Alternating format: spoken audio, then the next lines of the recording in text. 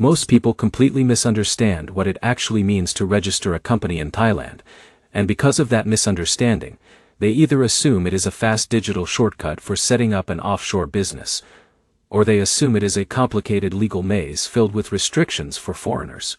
But the truth is more structured than both assumptions.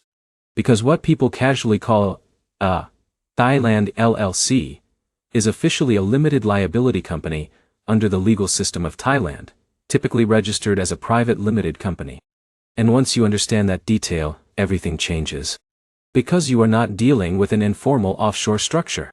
You are not dealing with a loophole system. You are dealing with a regulated business environment that balances foreign investment, local ownership rules, and national economic protection. And that means every step has logic behind it. But before we jump into documents, requirements, and procedures, let's slow everything down and understand why so many entrepreneurs are even interested in Thailand in the first place. Because company registration is never just paperwork. It is strategy. It is positioning. It is how entrepreneurs decide where in the world their business legally lives. Now imagine someone like Michael. Michael is a 37-year-old digital entrepreneur from San Diego. He runs an online consulting business working with clients across Asia, Europe, and North America. At first, everything runs through his US structure without issues. But as his Asian client base grows, something changes. Clients in Southeast Asia start asking for local invoicing structures. Payment processors become more restrictive with cross-border transfers. And operational costs begin to increase. So Michael starts searching for a Southeast Asian business base that can give him flexibility, credibility, and access to regional markets. And that is how Thailand enters his research. At first, he is unsure. He has heard mixed opinions. Some people say Thailand is business-friendly. Others warn about foreign ownership rules and regulatory complexity. So he digs deeper. And what he discovers is something most people miss. Thailand is not designed to be an offshore shortcut. It is designed to regulate foreign participation while encouraging structured investment into the economy. And once that clicks, everything becomes clearer. Now let's introduce Sarah. Sarah is a freelance branding consultant from New York working with hospitality and tourism businesses across Asia. She wants to establish a Southeast Asian base to improve client trust and simplify regional payments. Thailand looks attractive because of its growing digital economy and strong tourism-driven business environment. But she quickly realizes something important. Registering a company in Thailand is not just about paperwork. It is about understanding ownership rules, compliance structures, and foreign business regulations.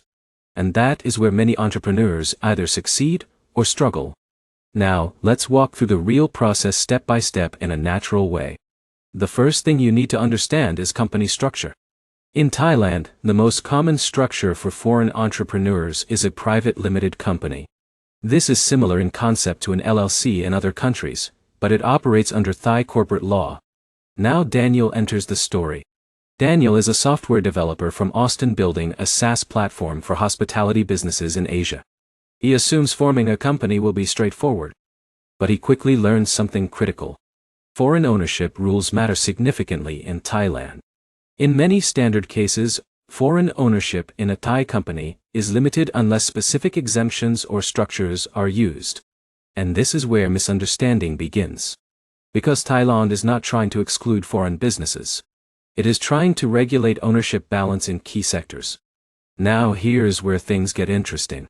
The first step in company formation is choosing a company name. The name must be unique and approved by the Department of Business Development. If the name is too similar to existing companies or violates naming rules, it will be rejected. Now Michael experiences his first realization. Even branding requires legal approval. Once the name is reserved, the next step is preparing company registration documents. This includes shareholder structure, business objectives, registered address, and capital requirements. And this is where Sarah begins to see complexity emerge. Because every detail must align with Thai corporate regulations. Now here's the problem. Many foreign founders assume they can structure ownership freely. But Thailand has specific rules about shareholder composition in certain business categories. So planning matters from the beginning. Once documents are prepared, the company must be registered with the Department of Business Development. This is the official legal registration step. And once approved, the company becomes a recognized legal entity. But this is only the beginning. After registration, there's capital registration. A minimum registered capital is required, and in many cases, capital structure influences work permits and business eligibility. Now Daniel begins to understand something important. Capital is not just financial input. It is part of immigration and operational structure. Because in Thailand, company formation is closely tied to work authorization for foreign directors. And that leads to one of the most important parts of the entire process: work permits and visas. Now Michael realizes something critical. Registering a company is not enough. If he wants to actively manage the business in Thailand, he must comply with immigration rules and obtain proper authorization. This introduces another layer of structure. Business visa.t, work permit, tax registration.t, and compliance reporting. And this is where many entrepreneurs get overwhelmed. But here is the insight that simplifies everything. Thailand's system is structured, not random. It connects company formation, taxation, and immigration into a unified framework. Once you understand that, every step becomes predictable. After company registration, the next step is tax registration. Every company must obtain a tax identification number. And if the business meets certain thresholds, VAT registration becomes mandatory. Now Sarah begins to see the operational side of the system. A company is not just a legal identity. It is a tax-responsible entity. And that changes how she plans her business operations. Now let's pause here, because this is a key moment. Registering a company in Thailand is not about speed or simplicity. It is about compliance within a structured regulatory system designed for both local economic protection and foreign investment control. And once you understand that, the entire process becomes more logical. After tax registration, the next step is opening a corporate bank account. And this is where documentation becomes very important. Banks require proof of company registration, shareholder details, and business activity explanation. Now Daniel makes a mistake. He assumes the process is purely administrative.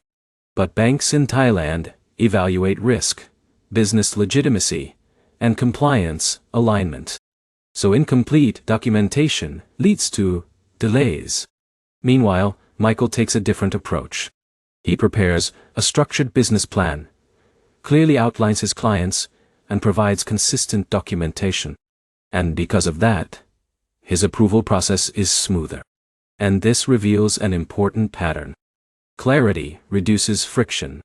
Once the bank account is opened, the company becomes fully operational. But there is still ongoing compliance. Monthly accounting, tax filings, social security contributions if hiring employees, and visa renewal processes if operating as a foreign director. Now Sarah begins to understand something deeper. This is not just company formation. It is ongoing business integration into a national system. And that changes how she thinks about Thailand. Now here's where things become even more strategic. Why do entrepreneurs still choose Thailand despite the complexity? Because Thailand offers something powerful. A growing regional economy, access to Southeast Asian markets, lower operational costs compared to Western countries, and a strong service-based business environment driven by tourism and digital industries. But only if structured correctly. Now, let's bring everything together. The full process includes name reservation, document preparation, company registration, capital structuring, tax registration, banking setup, and compliance management. Each step builds on the last. And each step ensures legal and operational alignment. But here's the final insight most people miss. Thailand is not designed for informal business experimentation. It is designed for structured participation in a regulated economy. And once you understand that, everything becomes easier to navigate. Because the system is not confusing. It is just specific. And specificity requires preparation. Now Michael looks at his Thailand company differently. It is no longer just a regional expansion tool. It is a structured gateway into Southeast Asian markets. And that gives him strategic flexibility he did not have before. But it also requires discipline, documentation, and compliance awareness. And that balance is exactly why Thailand attracts serious entrepreneurs. Not because it is simple, but because it is strategic. And if you found this guide helpful and want more deep, practical breakdowns of international company formation, global business systems, and real-world entrepreneurship explained in a simple and actionable way, make sure to subscribe for more guides like this. Because once you understand how these systems actually work, you stop guessing and start building with confidence across borders.